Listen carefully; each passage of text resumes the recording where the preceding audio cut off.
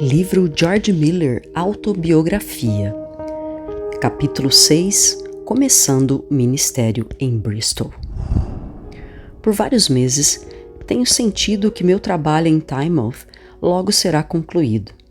Esse sentimento continuou a crescer e agora estou convencido de que Tynemouth não é mais o meu local de ministério. Talvez meu dom seja ir de um lugar para o outro, buscando trazer os crentes de volta às Escrituras, em vez de ficar em um lugar e trabalhar como pastor. Onde quer que eu vá, prego com muito mais prazer e poder do que em Tynemouth. Além disso, em quase todos os lugares tenho muito mais ouvintes do que em Tynemouth. E encontro as pessoas famintas de alimento espiritual, o que não é mais o caso em Tynemouth. 13 de abril. Recebi uma carta do irmão Craig de Bristol convidando-me para ajudá-lo. Parece-me que um lugar como Bristol se adequaria melhor aos meus dons. Senhor, ensina-me. Sinto mais do que nunca que em breve deixarei Tynemouth, mas temo que muito relacionado com esta decisão esteja da carne. Parece-me que em breve irei a Bristol, se o Senhor permitir.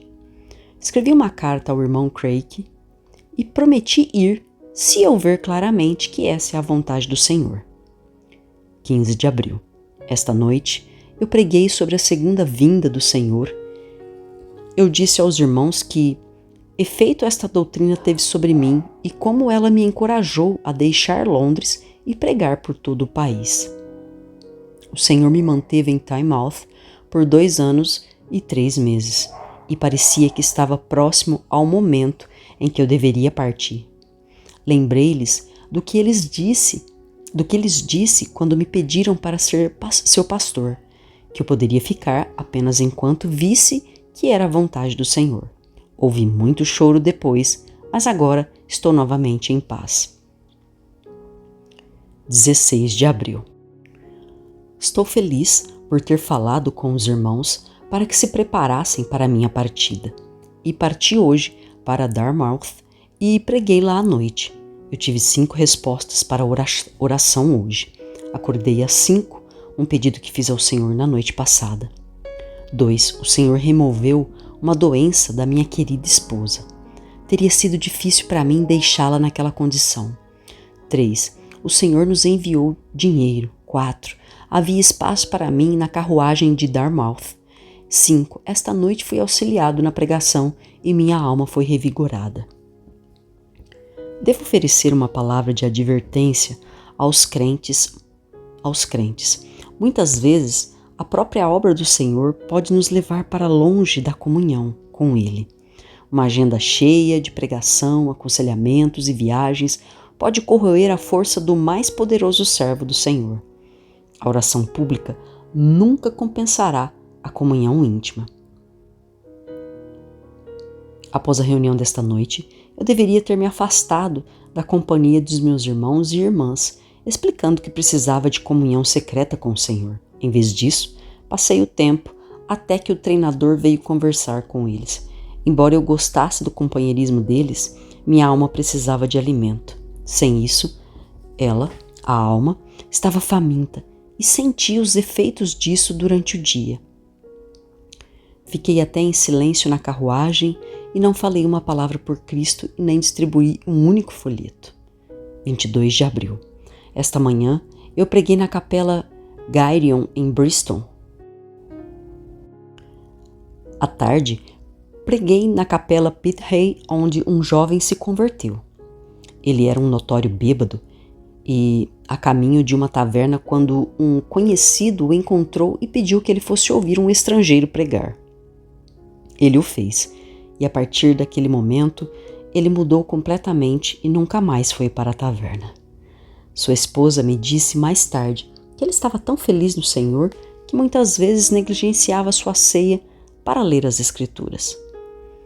O sermão da noite do irmão Craig falou ao meu coração. Agora estou totalmente convencido de que Bristol é o lugar onde o Senhor me fará trabalhar. Mas vamos para casa na próxima semana para que em silêncio, sem ser influenciados pelo que vemos aqui, possamos buscar a vontade do Senhor a nosso respeito. 29 de abril. Ao buscarmos o Senhor, Ele nos ajudou a ver que Ele está nos enviando para Bristol. 30 de abril. Deixar os queridos filhos de Deus em Tynemouth foi difícil para mim. Dezenas imploraram para que voltássemos logo, muitos com lágrimas nos olhos. O Senhor deu uma grande bênção ao nosso ministério. Era a vontade do Senhor que vivêssemos aqui por um tempo. 5 de maio. Outra prova impressionante de que deixar Tynemouth é de Deus e que alguns irmãos verdadeiramente espirituais, embora queiram que eu fique, acreditam sinceramente que sou chamado para ir a Bristol. 15 de maio. Enquanto eu orava a respeito de Bristol, o irmão Craig me chamou. A congregação da capela de Gideon aceitou nossa oferta de ir sob as condições que fizemos. Por enquanto, queríamos que eles nos considerassem apenas como ministrando entre eles, mas não em qualquer relação pastoral fixa. Assim, podemos pregar a palavra conforme o Espírito nos guia. Os salários regulares devem ser eliminados e continuaremos confiando em Deus para suprir nossas necessidades. Pretendemos, se Deus quiser, partir em cerca de uma semana, embora não haja nada resolvido sobre a capela de Betesda. 21 de maio. Hoje, comecei a me despedir dos irmãos em Tynemouth, visitando cada um deles. Foi um dia difícil, cheio de muito choro.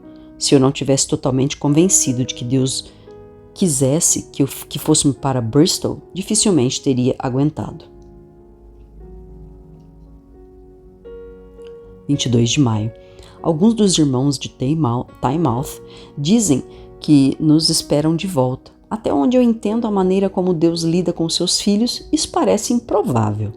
O Senhor, depois de repetidas orações, me deu Colossenses 1, 21-23, como texto para minha última palavra de exortação a eles. Pareceu-me melhor falar o menos possível sobre mim e o máximo possível sobre Cristo. Mal aludi à nossa separação e apenas mencionei a mim e aos irmãos na oração final ao Senhor. As cenas de despedidas são muito penosas, mas estou convencido de que a separação é do Senhor. 23 de maio. Minha esposa, meu sogro e eu partimos esta manhã para Exeter. O querido irmão Craig pretende nos seguir amanhã. Pouco antes de sairmos de Tynemouth, inesperadamente recebemos dinheiro suficiente para custear todas as despesas de mudança. O Senhor confirmou sua vontade a respeito de irmos a Bristol muitas vezes. 27 de maio. Chegamos a Bristol há 2 dias. Esta manhã recebemos um dinheiro de uma irmã em Tynemouth. O Senhor proverá para nós aqui também. 28 de maio. Conversamos com os irmãos que administram as finanças da capela Gideon sobre receber as ofertas de livre-arbítrio através de uma caixa. Um assunto que não foi totalmente resolvido. O Senhor graciosamente ordenou este assunto para nós e eles não se opuseram. 4 de junho. Por vários dias procuramos hospedagem, mas não encontramos nenhuma simples e barata o suficiente. Começamos a fazer disso uma questão de oração fervorosa. Imediatamente depois, o Senhor nos deu um lugar adequado. Foi particularmente difícil encontrar um lugar barato e mobiliado com 5 quartos. Como é bom o Senhor ter respondido à nossa oração e que encorajamento para entregar tudo a Ele em orações. 25 de junho. Hoje foi finalmente estabelecido que podemos pastorear a capela de Betesda por 1 ano. Um irmão pagou o nosso aluguel com o entendimento de que, se o Senhor abençoar nosso trabalho naquele lugar, os outros crentes o ajudarão com as despesas. Mas se não, ele vai pagar tudo. Esta foi a única maneira de concordarmos em tomar a capela.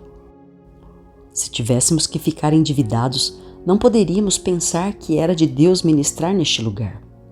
6 de julho.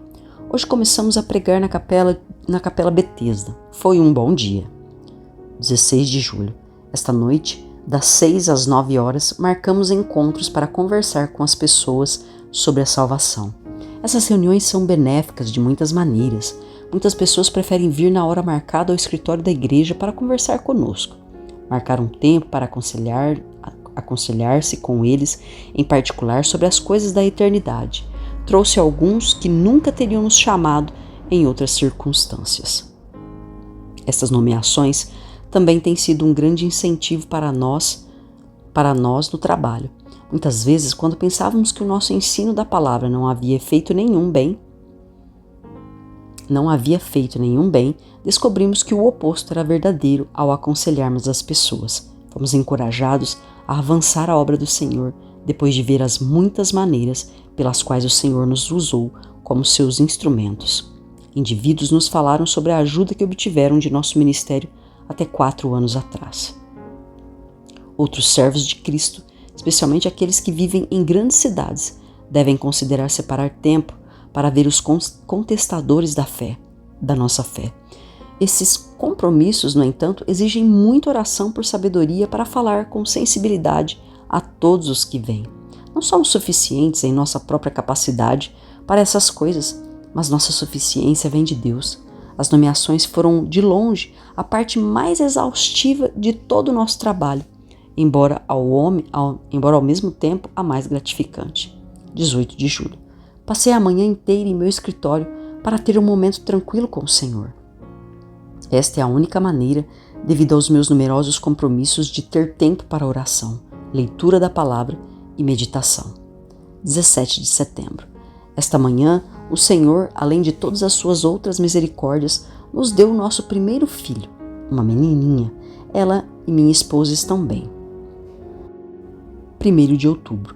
Muito mais pessoas foram convencidas dos pecados pela pregação do irmão Craig do que pela minha. Provavelmente porque o irmão Craig tem uma mente mais espiritual do que eu, e provavelmente porque ele ora mais fervorosamente pela conversão dos pecadores do que eu.